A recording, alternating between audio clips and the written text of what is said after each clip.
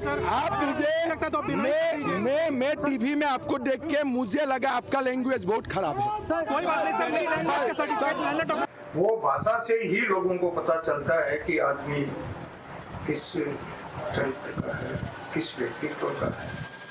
पंडित जवाहरलाल नेहरू सबको ध्यान से सुनते थे, उनकी आलोचना होनी थी, उनकी आलोचना हुई भी, लेकिन उन आलोचनाओं के बावजूद उन्होंने कभी अपनी भाषा की मर्यादा को, कुछ कवि थे उस दौर के अंदर जैसे रामधारी सिंह दिनकर बड़ा कवि था, निराला जी, मैथिली शरण गुप्त, ये लोग नेहरू जी को अपनी कविताओं के माध्यम से इतनी खिंचाई करते थे, इतना ज्यादा उनकी आलोचना करते थे, लेकिन नेहरू जी ने कभी उसको व्यक्तिगत तौर पे नहीं किया। हमारे जो राहुल गांधी जी हैं वो मोदी जी को मोदी कहते हैं, मैं इससे एग्री नहीं।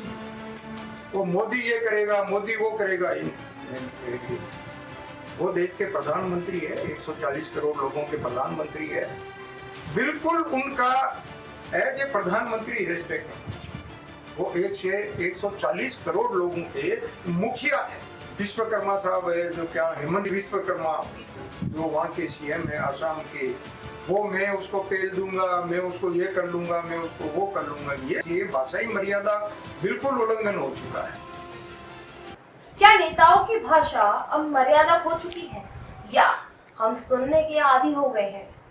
नमस्कार, स्वागत है आप सभी का इंडिया इनसाइट न्यूज में और मैं हूं आप सभी के साथ तनुजा। आज हम बात करने वाले हैं एक ऐसे मुद्दे पर जो हर दिन हमारे सामने आता है, लेकिन हम अक्सर वो नजरअंदाज कर देते हैं, और वो है राजनीति में भाषा की मर्यादा। आज के दौर में हम देखते हैं कि नेता एक दूसरे पर किस तरह के शब्दों का इस्तेमाल कर रहे हैं, लेकिन क्या हमेशा ऐसा ही था? क्या पहले के जो नेता थे उनकी भाषा अलग थी? इन्हीं सभी पहलुओं पर बात करने के लिए आज हमारे साथ मौजूद है बाबूलाल जी छापोला। सर, आपका बहुत बहुत स्वागत है पॉड इनसाइट में। सर, हमारे दर्शक हैं वो जानना चाहते हैं जो पहले के नेता थे और आज के नेता किस तरह की भाषा का प्रयोग कर रहे हैं।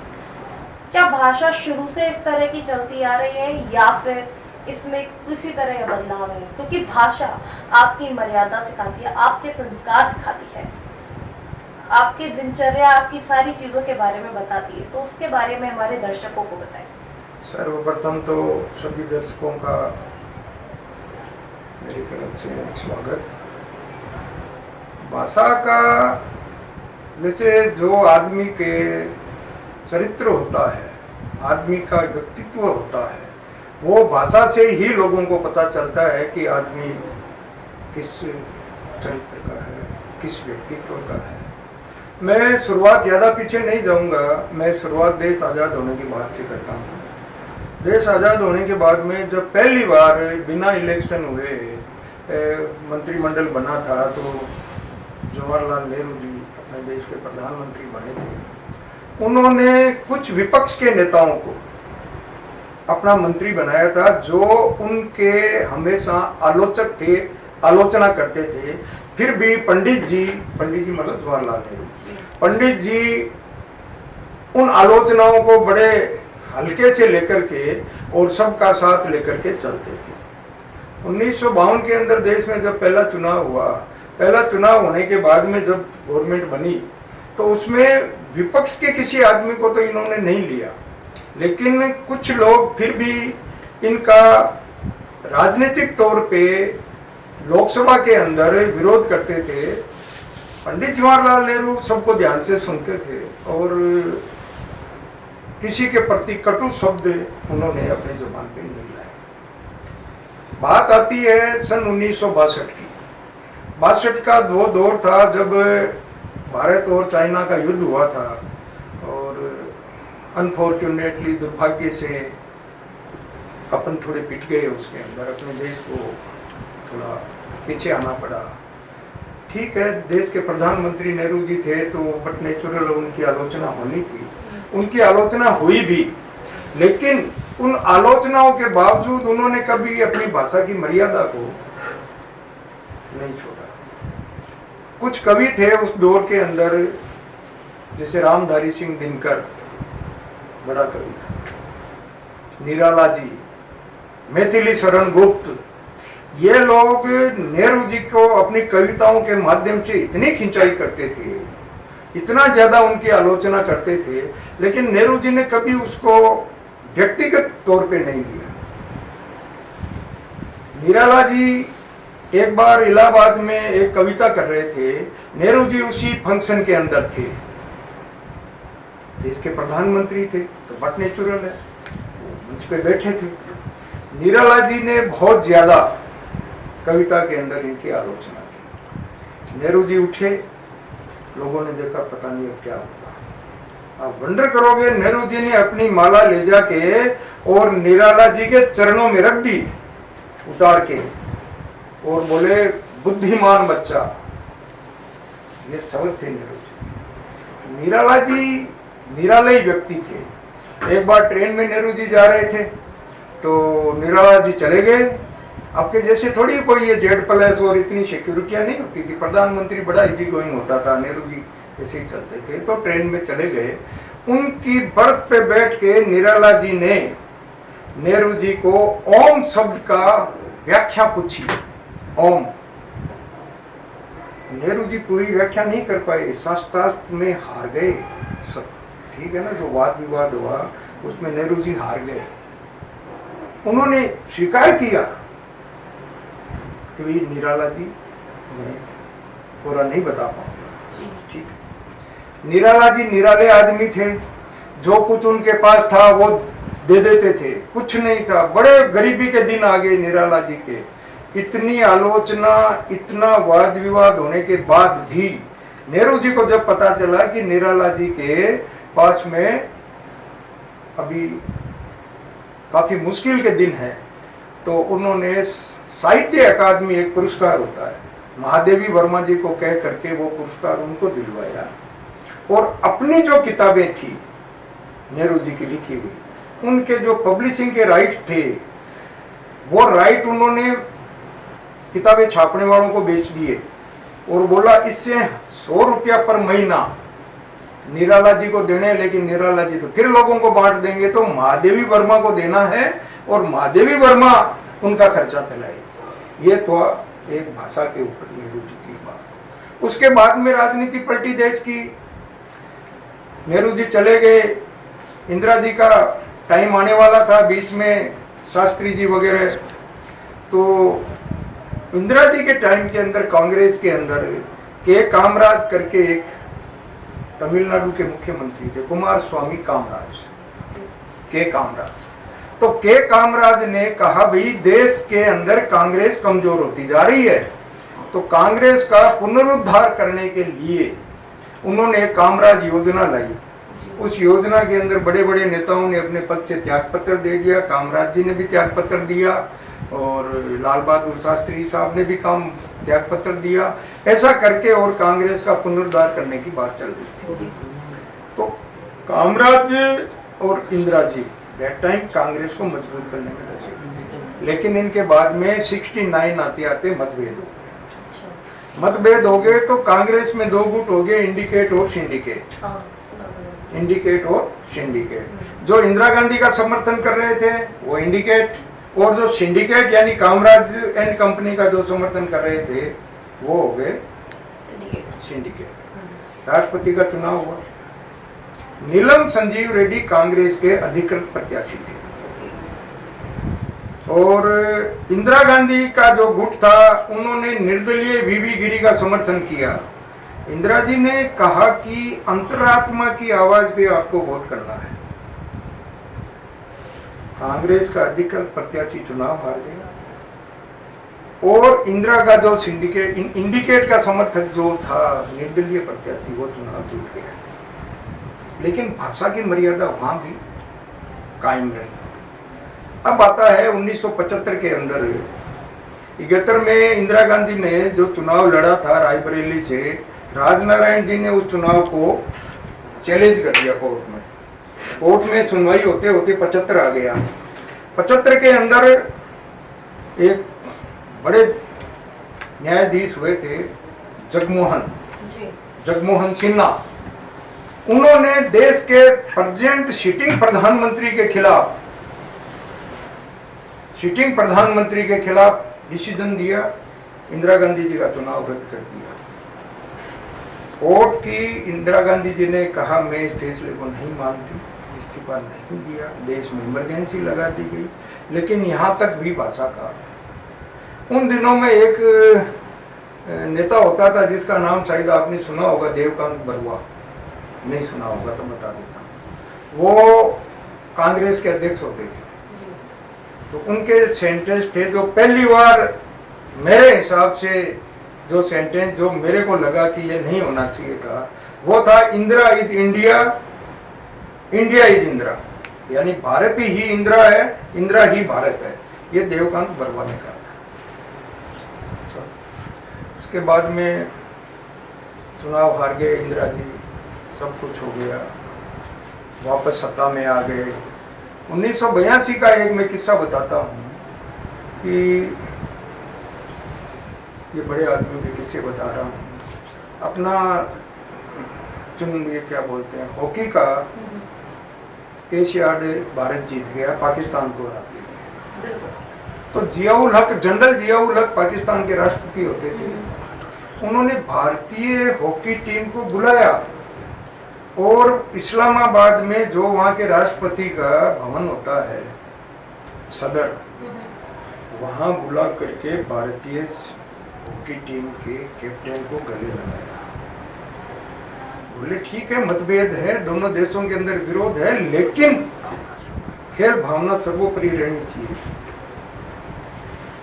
उसके बाद में चलता रहा और देश में इंदिरा जी की हत्या हो गई। काफ़ी सारी घटनाएं बहुत तेज़ी से घटी। राजीव गांधी साहब देश के प्रधानमंत्री बने। लेकिन राजीव गांधी जी ने भी कभी भाषा की मर्यादा को नहीं तोड़ा। उन दिनों में एक बड़ा इंदिरा गांधी जी के टाइम में चलता था युवा तुर्क, एक शब्द चलता था युवा तुर्क। युवा तुर्क किसको कहते थे? चंद्रशेखर, जो बाद में अपने प्रधानमंत्री बने, मोहन दारिया, रामधन, इस टाइप के जो ये युवा जो नेता थे, ये युवा तुर्क कहलाते थे। इंदिरा गांधी के संकट मोचक थे। तो इन लोगों ने भी कभी बहुत ज्यादा युवापन के अंदर भी भाषा की मर्यादाओं को तोड़ा नहीं। चंद्रशेखर पहला आदमी था जो पूरी जिंदगी लोकसभा का सदस्य बनता रहा, लेकिन किसी पद पे नहीं रहा। कभी मंत्री, कभी उपमंत्री, कभी राज्य मंत्री, कुछ नहीं रहा। वो आदमी इस देश का डायरेक्ट पहली बार प्रधानमंत्री बना। इंदिरा गांधी ने बहुत बार उसको ऑफर किया था, लेकिन वो नहीं। अब आता है कि भाषा का जो निचला स्तर आना शुरू हुआ, वो कब से? ये हुआ, वीपी सिंह जी अपने देश के प्रधानमंत्री थे और उन्होंने मंडल कमीशन लागू किया था। मंडल कमीशन लागू करने से पहले बोफोर्स का मुद्दा उठा था। बोफोर्स के मुद्दे के अंदर राजीव गांधी जी को बहुत ज्यादा डिफेम किया गया था। वहां जो लैंग्वेज धीरे धीरे कटु लैंग्वेज होने लगी, वो लैंग्वेज की कटुता बढ़ते बढ़ गई। राजीव गांधी जी का चिकमंगलुरु में है समय हत्या कर दी गई। वीपी सिंह जी, ये सब देखते हैं अपन। तो बाद में फिर कांग्रेस का राज आ गया। अटल बिहारी वाजपेयी लोकसभा के अंदर एक बार बोले थे कि राज आते रहेंगे, राज जाते रहेंगे, चुनाव होते रहेंगे, कभी जीतेंगे कभी हारेंगे, लेकिन आदमी के व्यक्तिगत किसी के प्रति आपकी दुर्भावना नहीं होनी चाहिए।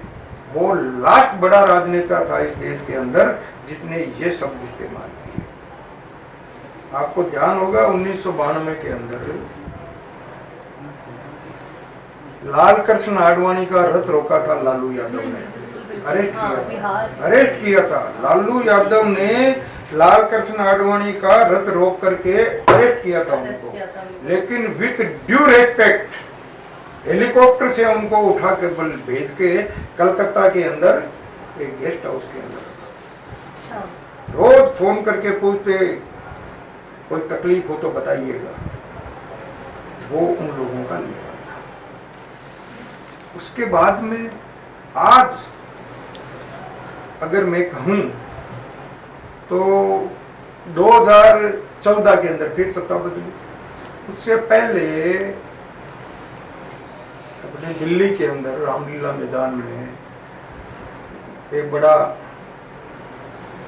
क्या आंदोलन हुआ था, अन्ना हजारे का आंदोलन। अन्ना हजारे के आंदोलन के अंदर मनमोहन सिंह जी देश के प्रधानमंत्री थे। प्रधानमंत्री साहब ने कभी कुछ नहीं बोला, मनमोहन सिंह जी कुछ नहीं बोले, आंदोलन चलता रहा। उस आंदोलन की ही परिणति ये थी 2G घोटाला, 3G घोटाला, कोयला घोटाला, फलाना घोटाला, 2 लाख करोड़, 2,76,000 करोड़, पता नहीं कितने कितने करोड़, कितनी शून्य। मैं कई बार लिखता था तो मेरे से कभी सही नहीं लिखा गया, वैसे मेरी मतलब मैथमेटिक्स कमजोर है। तो 2,76,000 करोड़ में आज भी नहीं लिख सकता कि कितने होते हैं। आप वंडर करोगे, वो सारे के सारे इलिगेशन कोर्ट के अंदर फेल हुए। जिन लोगों के ऊपर इलिगेशन लगाए गए वो सारे लोग आज लोकसभा के या राज्यसभा के मेंबर हैं। लेकिन परिणति ये हुई सत्ता बदली। सत्ता बदलनी भी चाहिए, एक नहीं रहनी चाहिए, सत्ता बदलनी। सत्ता बदलने के बाद इस देश के अंदर जो भाषाई मर्यादाएं हैं वो धीरे धीरे धीरे धीरे धीरे धीरे कटुता की तरफ बढ़ती गई। लोग काफी आज जैसे हमारे जो राहुल गांधी जी हैं वो मोदी जी को मोदी कहते हैं, मैं इससे एग्री नहीं। वो मोदी ये करेगा, मोदी वो करेगा, मैं एग्री नहीं। वो देश के प्रधानमंत्री है, 140 करोड़ लोगों के प्रधानमंत्री है। बिल्कुल उनका एज ए प्रधानमंत्री रेस्पेक्ट होना चाहिए। वो 140 करोड़ लोगों के मुखिया हैं। तो मैं अगर उनके लिए कोई अपशब्द यूज करता है मैं उसके भी साथ में पक्ष में नहीं हूं। लेकिन अगर कोई क्या बोलेंगे 2 करोड़ की या पता नहीं कितने करोड़ की गर्लफ्रेंड, जर्सी बछड़ा, मंगलसूत्र, ये वो अगर कोई बोलता है, ये शब्द बिल्कुल पार्लियामेंट्री नहीं है। ये शब्द होने ही नहीं चाहिए। अच्छा, इन शब्दों से कुछ नहीं होता है।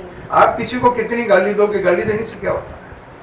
गाली के लोग मोदी जी खुद कहते हैं मैं रोजाना 2 किलो गाली खाता हूँ, है ना। ये सब बातें इतने बड़े आदमी के लिए उचित नहीं है।